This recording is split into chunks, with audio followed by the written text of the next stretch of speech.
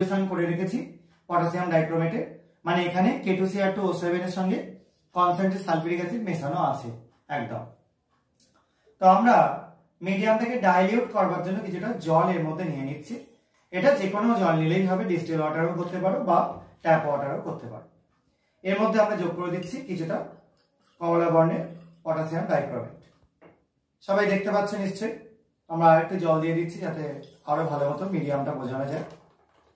আশা করা যায় সবার কালারটা ভালো মতো বুঝতে পারা যাচ্ছে।